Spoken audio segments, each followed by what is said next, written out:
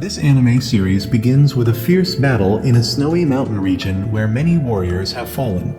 Finally, only two robot warriors are left facing each other.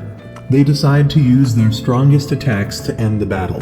Just as their swords are about to clash, the scene suddenly shifts 450 years later to a modern school, where a female student named Yuki is in the teacher's office with her mother. Her mother and the teacher are arguing about Yuki's future career direction. Yuki had written in her application form that she wanted to go to Mars to explore alien life. However, her teacher thinks this is too far-fetched, especially since her grades aren't high enough, and advises her to change her preference to other constellations. Despite this, Yuki's mother always supports her daughter's decision, leading to a tense debate between the two. When the argument pauses because Yuki's mother has to leave for work, she forgets her phone behind. Yuki and her best friend Mika decide to go find her mother to return the phone. During this process, we learn that Yuki's mother works for a renowned research center called and is the head of research there. When Yuki and Mika reach the rooftop, they see that her mother has already boarded a plane back to the center. With no other choice, the two friends decide to go to the center to return the phone. On the way, they meet Sophie, a junior student 2 grades below who has just returned from a career counseling session. Hearing about Yuki's aspirations, Sophie mocks her and suggests that with such poor performance, Yuki should reconsider what she'll become in the future. I'm angry just hearing this, let alone how Yuki must feel. After saying this, Sophie leaves for the unresearched center to work. Yuki wants to ask her to return the phone, but the girl tells her driver to speed up, leaving Yuki behind. With no other option, Yuki and Mika also have to go there. The place has many different types of robots created by Yuki's mother. The two split up, with Mika going to find her father, who also works there, while Yuki returns the phone to her mother. Seeing that there's still time, she decides to visit some acquaintances. Here, they are researching a strange black cube that allegedly fell on Yuki's school 60 years ago. There was also a robot that fell along with this cube, but it no longer functions and has been put away. A black researcher believes this cube is more like a demon than a robot. This becomes even more mysterious as Yuki's father, who specializes in researching demons and mythical phenomena, has been missing for 8 years. While everyone is discussing, suddenly 4 beams of light fly by outside, and another object falls near the uncenter. Immediately after, a giant robot appears, followed by many smaller robots attacking the center. The situation becomes chaotic as everyone quickly evacuates. Yuki's mother decides to send out 2 robots to deal with the attack. During this time, the black cube begins to react strangely, and when Yuki touches it, it opens to reveal an unconscious man inside. When this man wakes up, he introduces himself as Takasada and calls Yuki Princess. When he sees the black researcher, he immediately draws his sword and attacks, assuming he's a demon. Outside, the battle between the 2 robots and the enemy is intense. With good coordination, the 2 robots quickly defeat their opponents. Inside, Toki also faces a robot that has infiltrated the center. Although he has just woken up and is still weak, he manages to fight and finally defeats this robot, but also exhausts himself and faints immediately after. The mobile unit then arrives to take control of the situation. The situation in this area is becoming increasingly dangerous as not only is this place under attack, but many other types of robots are appearing and moving towards other locations for unknown purposes. Back at the base, Toki is taken to a special holding cell. Yuki's mother, intending to learn more about Toki, conducts an investigation but discovers nothing beyond his name. After that, she leaves with her colleagues to discuss the recent events, leaving Yuki alone to observe Toki. When Yuki sees Toki wake up, she quickly sneaks out to approach him. When she arrives, she finds her mother trying to communicate with Toki, but suddenly Toki overpowers her and frees himself from the cell. While escaping, he drags Yuki along. The research center begins to send out emergency signals to capture Toki. The two try to hide in a secluded corner, and here Toki realizes that Yuki is not the princess he was tasked to protect. When Yuki asks Toki about his true identity, he only replies that he is a lowly soldier assigned to protect the princess. By this time, Yuki's mother has mobilized forces to surround them. But the cube from earlier arrives in time for Toki to lead Yuki away, and the cube transforms into a vehicle to help them escape. Instead of running outside, Toki decides to go underground following his instincts. They quickly reach an area with other inactive robots. Toki reveals that this is a black robot and he is its owner. They both enter to reactivate the robots. Toki senses the presence of demons, and at that moment, the yellow robot also recognizes his presence. Then Toki and Yuki head straight towards the demons. The army has appeared to stop the yellow demon, but their weapons have no effect due to being blocked by an invisible armor. The command center receives notification about the appearance of other robots, and as they prepare to order an attack, Yuki's mother calls and requests not to attack because it's a black robot. Inside the black robot, Yuki is still not used to controlling the robot, so Toki has to do everything. Although still clumsy, Yuki contributes partly thanks to her ability to give directions.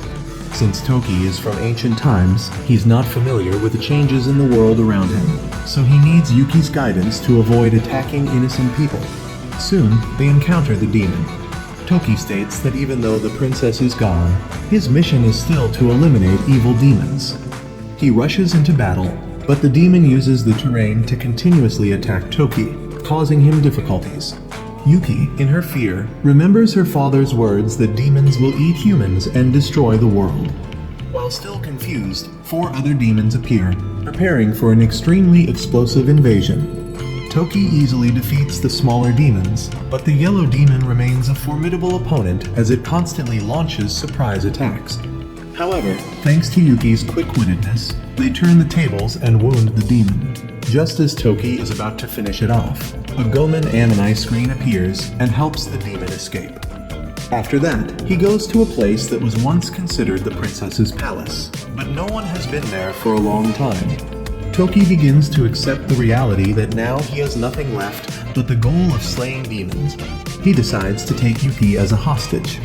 At this moment, her mother calls and wants to talk to Toki. She repeatedly warns Toki not to touch her daughter. Right then, a stun bomb from the unrescued team arrives to save Yuki. Toki tries to control the black robot, but it doesn't work, and he is captured again. They can't bring the black robot back, so they can only leave it and build a research facility there. In the following days, Toki repeatedly tries to escape from the research center. On his way, he encounters Sophia, who easily subdues him, but he gropes her breasts to escape, then gets collared by the mobile unit. This is Toki's 3rd failed escape attempt. As for Yuki, she has to constantly undergo health checks after the battle. When she goes out, she meets Maki again, and her younger sister Koharu also comes here with their uncle who takes care of the sister in place of their mother. After talking with Yuki's mother, the uncle decides to talk to Toki. This time, Toki doesn't show any attitude and seriously talks with the uncle. They converse, and the uncle suggests that if he wants them to believe he's a samurai fighting demons, he needs to give them trust. Both sides need to understand each other clearly to cooperate.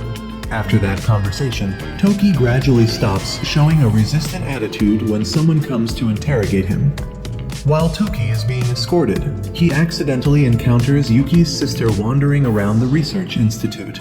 The soldiers think the little girl is lost and want to take her to her mother, but Toki thinks they want to attack her, so he doesn't hesitate to take down the 2 soldiers and escape. Yuki's sister follows, leading the way for Toki. Outside, while they are walking, a demon suddenly appears and attacks. Toki doesn't have his sword with him, so he can only take a beating. As for Yuki, after not seeing her sister anywhere, she hurriedly goes to the Lost Child Center to make an announcement. At this moment, Toki runs back to tell Yuki that her sister has been captured by demons, and now he needs her help to rescue Koharu. They quickly set out to find the girl based on voice signals. At this time, soldiers appear to capture the escaped Toki. In this critical moment, the cube appears again and takes them both away.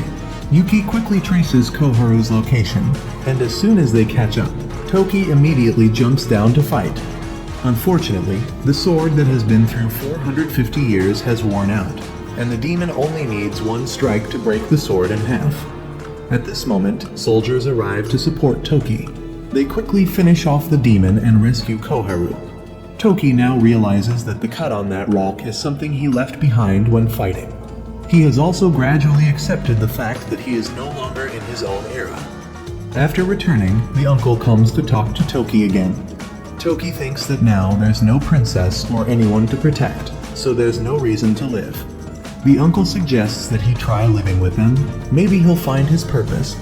Then the uncle invites Toki to eat because he looks very hungry. The uncle takes Toki home to live with everyone, and they eat together to welcome him. Today, Yuki has cooked curry. Toki looks at it and thinks it's feces, adamantly refusing to eat it. But when he sees everyone else eating it, he forces himself to try. And when he eats it, he can't complain. When he sees Yuki adding chili to the curry, he wants to add as much as possible, even though it makes his face red with spiciness. Nevertheless, Toki finishes his curry portion. On Yuki's mother's side, they are observing the world situation. Besides the yellow robot, there are still 5 more scattered around the world. All of them are searching for something. As for the black robot, no pilot has been able to control it yet. Back to Yuki, Toki is getting used to everything. Kohuru has turned on the TV for him to watch, and he's starting to get interested in it. While watching, Toki hears a noise in the next room, so he rushes over.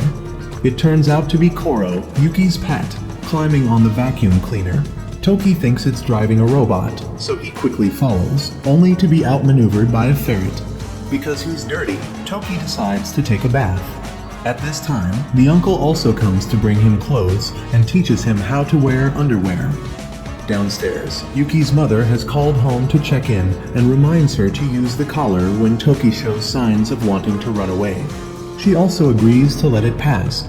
Because Toki is taking too long in the bath, Yuki goes to check.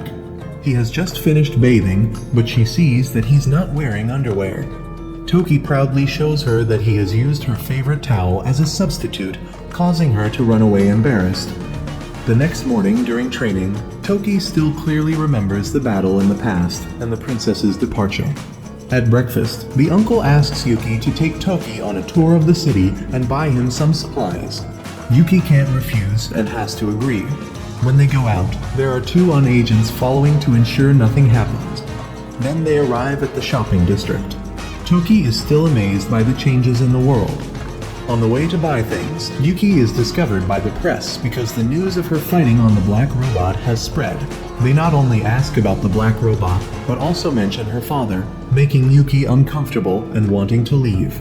But the reporter insists on forcing her to answer, making Toki have to intervene. After that, they leave. The reporter still wants to follow, but is caught by the 2 agents. Then Toki asks Yuki about her father, and whether he really researched evil demons. Yuki explains that 8 years ago, her father announced to the public about the existence of demons, but no one believed him, so he decided to go look for them and then disappeared. At that time, Yuki was also seen as a liar at school. Toki believes that evil demons really exist because he has always fought them. That evening, Yuki went to her father's research room and gave Toki his notebook. Toki learns that he is the only survivor of the battle 450 years ago. There is a photo attached with a message that evil demons will return. The next morning, Yuki's class has a new student, none other than Toki. Going back 40 hours earlier at the research center, Yuki and Toki will be monitored by the military because she will become a pilot, as only she and Toki can control the black robot. The nervous systems of both are perfectly suited to connect with the black robot. Temporarily, Yuki will be appointed as a reserve soldier with the rank of second lieutenant, while Toki has sketched the face of the evil demon that Yuki's father had seen. Then both are taken to meet other pilots, Captain Tom, Lieutenant May, Sophie, and finally Toshi. Back at school, Toki is still trying to integrate. He still doesn't fully understand the Gen Z teen codes, so Yuki tells him to Google anything he doesn't understand. But this is still not enough historical knowledge that Toki needs. At this point, a teacher suggests they go to the library to learn more. This is the largest library in the country, the pride of the school, and Toki can learn about any history here. After some time learning, Toki has also accepted that the samurai era has long passed. Although the sky is still the same, the world has changed too much. And this teacher is Marina. She is the healthcare teacher. If Toki needs anything, he can come to the infirmary to find her. At this time, Sophie has come to find him. She asks what his purpose for fighting is. Toki says it's to complete the unfinished goal of the Washiba clan, in other words, revenge. After hearing this reason, Sophie expresses disappointment because the black robot, humanity's most valuable asset, is being used for such a lowly purpose. After saying this, she leaves. During this time, the black robot is being brought back to the research center by the military. While studying, Yuki receives an emergency notification. Toshi has come to pick them up along with Sophie because the demons have come again. Toki doesn't go with Toshi, but uses his cube to carry Yuki. A classmate who secretly likes Yuki also drives after her. At this time, in the cordoned-off area, 3 beams of light fly down. It's the yellow robot after having its arm restored. Toki and Yuki also arrive at the black robot and activate it. The military is now attacking the robot, but it's completely ineffective. Toki also arrives soon after to confront it, and both sides enter into battle. These robots play very dirty by surrounding Toki. Every time he attacks the yellow one, the others attack from behind, making him struggle to fight back while reinforcements have not yet arrived. As a result, he is severely beaten by the demons. Both are subdued and stabbed straight into the cockpit, but fortunately, the stab doesn't hit anyone. Nevertheless, both the person and the black robot are injured to some extent. At this time, reinforcements have also arrived to support, but the yellow one can still handle it. Then everyone splits up to deal with each one, giving Toki a chance to face off one-on-one with the yellow one. Sophie's group has successfully neutralized 2 small demons. Now only Toki's side remains. He cuts off the remaining arm of the yellow one, but also loses his sword. However, he still turns the tables and uses its own sword to finish it off. At this moment, a human appears inside the robot. He introduces himself as Hido, a border reform officer of Ephidol. He thinks Toki is a traitor, then activates the self-destruct of the robot. Toki immediately recognizes the problem and quickly withdraws from there. An explosion occurs, blowing away an area. At this time, Yuki's 2 friends are also there, and it's unclear whether they are alive or dead. Yuki is shocked to see a person log out for the first time, while Toki believes that person is not human, but just a demon in human disguise. On the battlefield, there are only 2 choices, kill or be killed. Nevertheless, Yuki still cannot accept this truth. Going back to Yuki's past, she was once mocked by her friends about her father's lie about demons. Feeling upset, she told her father that he had lied. He said nothing and just patted her head, then left with a promise to befriend the demons. Since then, Yuki never saw him return. The next day, Yuki and Toki went to the research center for a meeting. Currently, countries are demanding an explanation. The Security Council is also in an uproar, with some wanting to communicate and others wanting to fight the so-called demons. Besides, only Japan has defeated one. Another one that landed in the Nevada desert after destroying Area 51 has stopped functioning. Other demons have shown similar behavior. One was defeated by Russia using a nuclear bomb, but was rescued by the mothership and then reappeared like the yellow one. According to information, this is the second time the demons have come after 450 years. Toki revealed that the black robot is what the princess had stolen from the demons, and because their purpose for coming here is still unclear, they will continue to confront them each time they arrive. Toki and Yuki are their only hope. Japan must show the demons that they are not easily bullied. But Yuki doesn't want to fight anymore. She doesn't want to die or see someone die before her eyes. After saying this, she left. Her mother didn't force her, but accepted Yuki's decision not to participate in the fight. Afterwards, Yuki and Toki returned to school, where people around them were still talking about Yuki's achievements. At this time, the friend of their 2 friends came and informed them that the other 2 had gone missing while trying to film the battle. He wanted to ask Yuki for help in finding them, but the parents of those 2 friends stopped him and accepted their children's departure. In class, Sophie came to encourage Yuki, but it didn't work. At this time, Miss Marina came to teach as a substitute because the teachers were in a meeting about the disappearance of the 2 friends. During swimming class, Toki still didn't know how to start a conversation with Yuki. Seeing his difficulty, Miss Marina came to talk. Toki revealed that he had very little contact with women, so he didn't know how to communicate properly. He just wanted to show Yuki that he could protect her when she was in danger. After hearing this, Miss Marina firmly declared that Toki was in love and must confess. After class, Toki and Yuki went shopping. On the way back, Yuki asked why he was so obsessed with revenge. Toki believed that was all he had, and after he completed his revenge, he would go meet the princess. Hearing this, Yuki became even more reluctant to pilot the black robot. If piloting it would cause Toki to die, she wouldn't do it anymore. Afterwards, they both returned. Koharu noticed the problem and promised to help Toki make peace with Yuki. Then she gave him a tablet to find answers online. Meanwhile, in space, the leaders were planning. They were looking for some kind of stones, then shouted the slogan, "For peace and prosperous Ephidode," before leaving. Afterwards, they sent a letter to Earth in 195 different languages worldwide, with a message to return the black robot that appeared in Japan. The commander immediately called for Yuki's mother, but she had already returned home to talk to Yuki. The two had an argument when Yuki claimed that both her father and mother always thought of themselves without knowing what she had been through, especially her father, because of whom she was isolated by everyone. Yuki believed he was a liar. Yuki's mother slapped her because she didn't understand what her father was doing, making Yuki even more disappointed and rushing back to her room. Her mother had to return to the research center urgently. The next morning, Yuki had left home. The current black robot cannot be repaired in the conventional way, and accessing its system is also not feasible. However, a strange thing happened.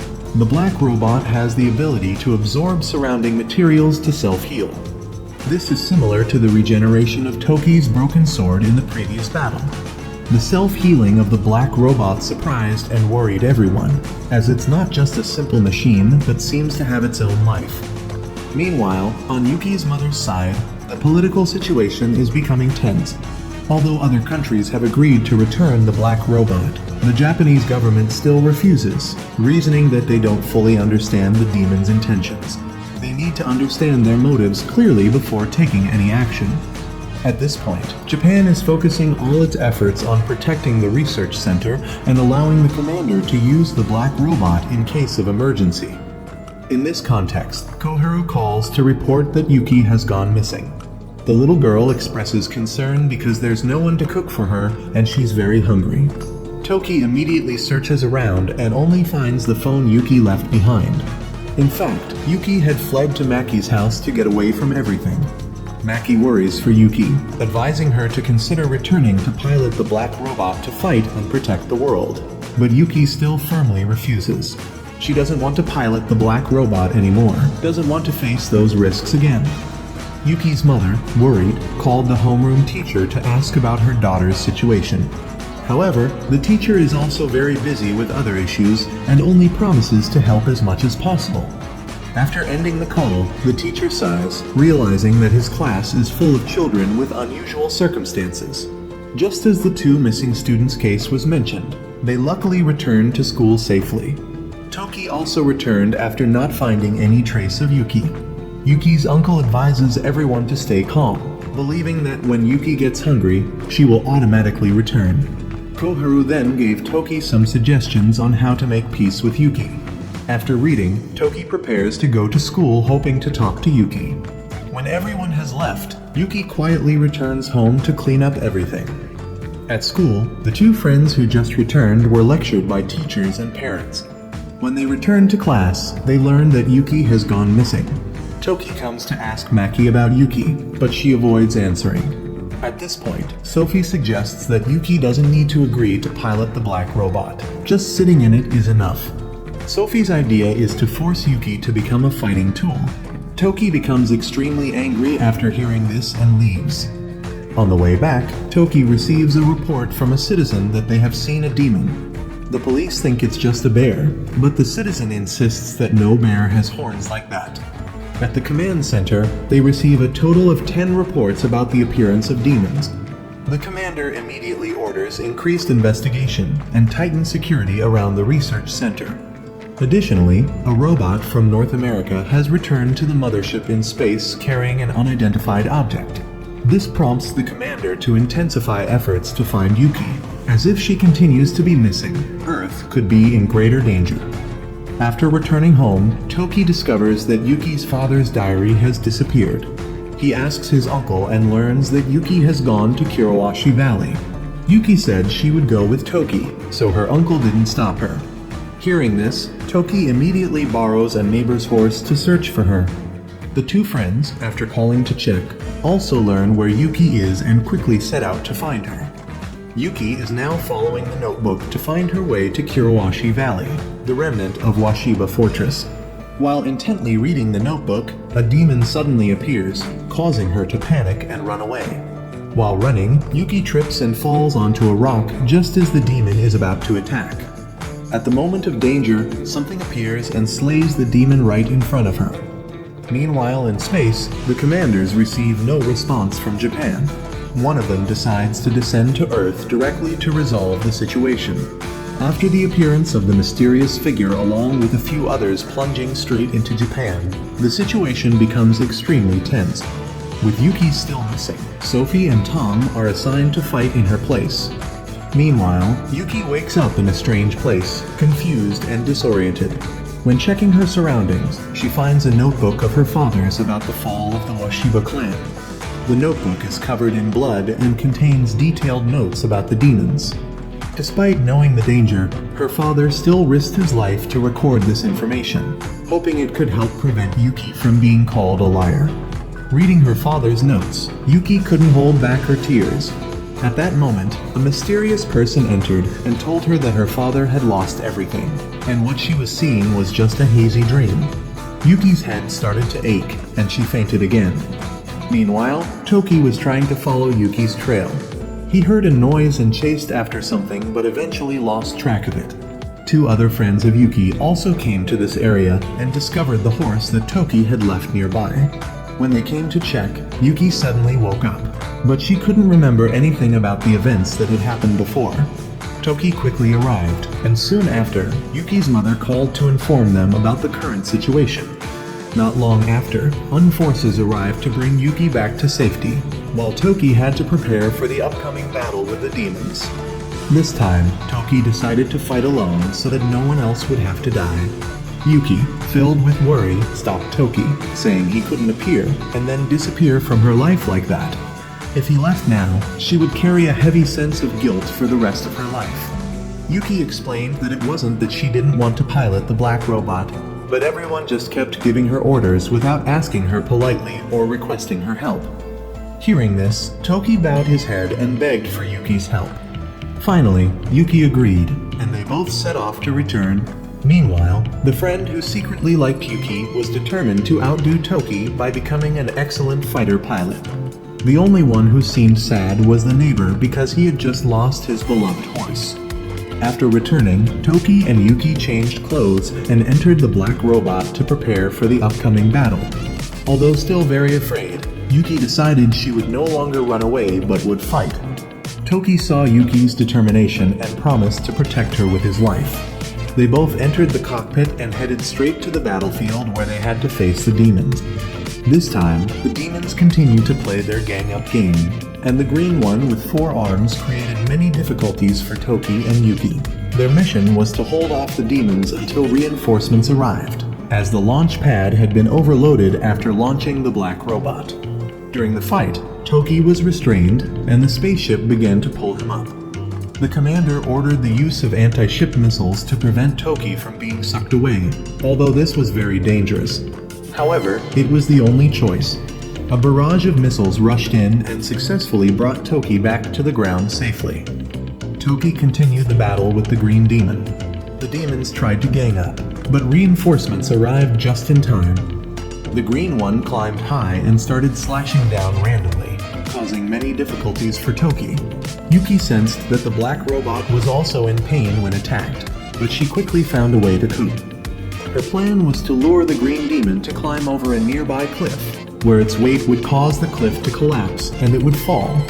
As expected, the green demon fell when the cliff collapsed, and Toki quickly eliminated it. However, from inside the robot, an alien appeared, but instead of self-destructing, he decided to surrender. The alien was quickly escorted to the research center for investigation. His weapon was also brought out for analysis, and scientists noticed that its material was no different from Toki's weapon, raising many questions about the connection between him and them. After a thorough examination, this alien was found to be no different from a normal person, except for one detail. On his neck, there was a neural interface, a strange device. Although the doctor wanted to perform surgery to examine it closely, the commander stopped him because the United Nations was about to arrive for interrogation. When officials from the United Nations arrived, they began to question the alien and learned some worrying information.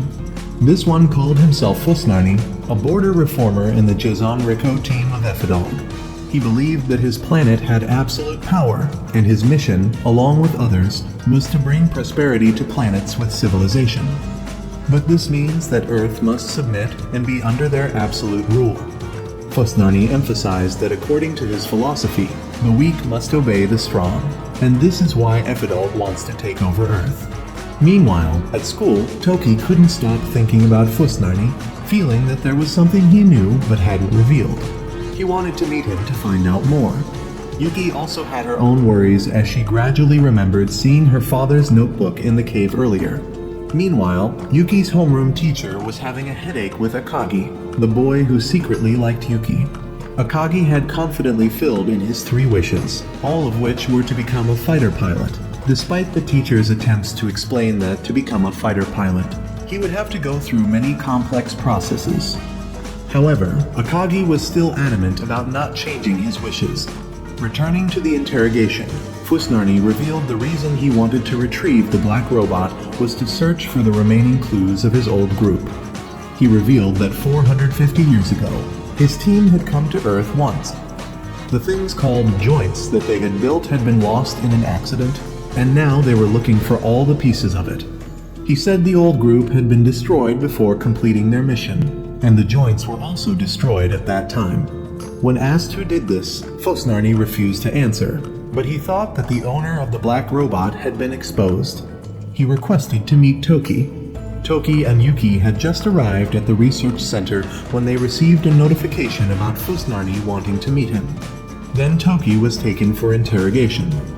He recounted the entire event that took place 450 years ago, when there were many shooting stars falling from the sky.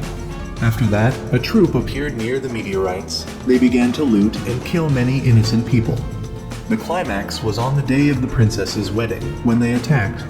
The princess disappeared, and when Toki arrived at the scene, everything had become chaotic.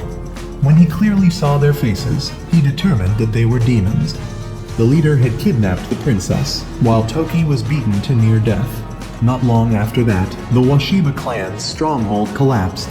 After that near-death experience, Toki couldn't remember anything until he woke up and saw the princess standing in front of him. Toki had promised to use his life to protect her, and they both cut their hands and swore their blood would flow into the square, activating the black robot. They fought together until one day, when the demon self-destructed, and they couldn't avoid the explosion. While Toki was telling the story, outside Fusnarni had broken his own hand to escape the handcuffs. He approached a group of black men to retrieve his armor and called for his robot. The commander immediately received the news and everything began to become chaotic. Yuki ran out to check the situation and accidentally encountered Fusnarni, and she was taken hostage by him. Outside, Fusnarni's robot had thrown the sword straight into the command center, disrupting the system and paralyzing most of the control devices. When Toki heard the news, he immediately went to the research room to get his sword and quickly ran to save Yuki. Meanwhile, the robot had broken into the facility, and Tom and Sophie immediately rushed out to confront it. Inside, Fusnarni was leading Yuki to the black robot. Along the way, he didn't hesitate to kill anyone who stood in his way, terrifying Yuki. When they reached the black robot, he didn't stop but continued moving to where the joint stones were excavated. After finding what he needed, Fusnarni led Yuki back to the black robot where he planned to activate it. At the command room, the superior ordered that Yuki must be rescued safely and Fusnarni must be captured whether he's alive or dead. two representatives from the United Nations wanted Fusnarni to be captured alive for further interrogation, but the superior didn't care and ordered an immediate attack. At the black robot, Fusnarni realized that it took two people to activate it, so he decided to break Yuki's connection with Toki so he could establish a new covenant with her. At this moment, Toki had arrived. Fusnarni used Yuki as a hostage to threaten, but Yuki quickly escaped from his control. Toki immediately rushed into battle with Fusnarni. During the fight, Fusnarni was convinced that Toki must be one of his kind, as only those of Fusnarni's species could control the dark energy. However, Toki insisted that he was human, not a demon. Fusnarni realized that Toki's memories had been altered and, not wanting to prolong the fight, decided to eliminate Toki. However, Toki quickly turned the tables, seizing Fusnarni's sword and subduing him. At that moment, soldiers arrived at the scene. Fusnarni, seeing that he was cornered, decided to take Yuki down with him. But Toki immediately acted to kill Fusnarni, ending the threat. After killing Fusnarni, Toki felt very scared and uneasy because it was the first time he had to kill a human-like creature. Yuki hugged him to calm him down and help him regain his composure. Outside, Fusnarni's robot also stopped functioning immediately after his death, and the situation was brought under complete control. Two representatives from the United Nations expressed regret that they couldn't gather more information from Fusnarni before he died. The only person who seemed pleased was the doctor, as he was about to dissect Fusnarni's body to learn more about his species. After the battle, Toki thought a lot about Fusnarni's words. Toki's uncle and Yuki's two siblings came to encourage him, helping him overcome his worries and feelings of guilt. The next day, Yuki and Toki went together to the Kirawashi Valley to search for the demon who had helped Yuki earlier. But when they arrived, they found only empty land. It seemed the entire area had been relocated. All traces of the mysterious underground chamber had completely disappeared. In outer space, after receiving news that Fusnarni had failed in his mission, the commander of the Ephidog team decided that he and his subordinates would carry out the next mission themselves. He didn't want to rely on anyone else, especially after witnessing Fusnarni's failure. On Earth, summer had arrived and schools began their summer break. However, the homeroom teacher still reminded all his students to pay attention to their studies, as this was their final year and this summer would determine their future. The teacher especially emphasized that Yuki needed to work harder. With her very low scores, it would be difficult for her to go to Mars to continue her studies. Her scores were even lower than Toki's when he first entered the school. When Maki asked Yuki about her summer plans, Yuki said she would attend a pilot training course to be able to protect herself in the future. Shortly after, everyone gathered at the research center to start the training program. Akagi also joined thanks to the help of his father, who also worked at this center. Under Tom's training, most people passed the tests easily, with only Akagi and Yuki lagging behind. During the training, Akagi dislocated his leg and couldn't continue participating, while Yuki was so exhausted that she couldn't eat anything after the training session. Mei and Sophie had to come to help Yuki relax, with Mei even using a special method to help Yuki's body recover quickly. The next morning, while everyone else continued training, Yuki and Toki had to attend summer school under Toshi's guidance. Although Toshi had a quite gangster-like appearance, he was extremely excellent in all subjects. After the lesson, they were trained in shooting. Sophie easily hit the bullseye while Yuki closed her eyes and shot wildly all over the place. Toki didn't need to use a gun, but used his sword to destroy the targets accurately. Day after day, they continued their grueling training regimen. While Yuki was resting, Tom and Mei tested new technology on the robot, which was the ability to move on water. However, this technology was still not perfected, causing the robot to only walk a few steps before sinking and water flooding the cockpit. Meanwhile, Yuki was curious about what Mika was doing during the summer break. Sophie informed her that there was Wi-Fi available, and Yuki discovered that Mika was participating in a cosplay festival and receiving a lot of admiration. Toki thought this festival was not in line with traditional customs, but he still took the opportunity to snap a few photos as mementos. After many days of practice, Yuki gradually got used to the pace and quickly learned many necessary skills. In the command room, after observing Toki throughout the training period, Yuki's mother decided to remove his restraining collar as a reward for his progress and good behavior. That afternoon, Yuki brought the sword to Toki. Before returning it to him, she wanted to make sure that this katana did not exist to bring death to him. After confirming, Yuki also removed Toki's collar. Not long after, another robot came to invade. This time there was only one, so it was quickly subdued by Toki and the others. However, this robot suddenly fled when it realized the situation was unfavorable. The command center couldn't identify this type of robot because it had very good camouflage abilities, making it difficult to track and analyze. Returning to school, everyone began to discuss organizing a cultural festival. After discussion, both classes agreed to choose the theme of combat robots at the research center for the festival. After agreeing on the plan, everyone began to prepare thoroughly. Meanwhile, Yuki, Toki, and Sophie returned to the research center to find a speaker for the festival. The first person they approached was Tom. He didn't hesitate to agree because he was very confident in his debating skills. Tom even joked that anyone who argued and won against him would get punched right away. However, they stopped them because they still had to participate in retesting the water walking ability of the robots. Then Yuki approached the group of black guys to invite them to speak, but they were also very busy. Yuki thought about inviting her mother, but even her subordinates were busy, let alone her mother having free time. Finally, all three decided that they would speak at the festival themselves. That evening, Toki and Yuki drove to buy food, but they were stopped by the homeroom teacher who called on people to take their cube back. News about the talk on combat robots at Yuki's school quickly spread in the media, and a suspicious person also caught wind of this information. The day of the cultural festival arrived and everyone began to gather at the school. Because there was time before the talk began, Maki suggested that Yuki and Toki take a walk to participate in the booths. Akagi also wanted to go along but was stopped by Maki. Yuki and Toki experienced many different games, and through this, Yuki gradually realized the importance of the cultural festival in helping people relieve pressure. After the outing, Yuki asked Toki what he would do after completing his revenge for the princess.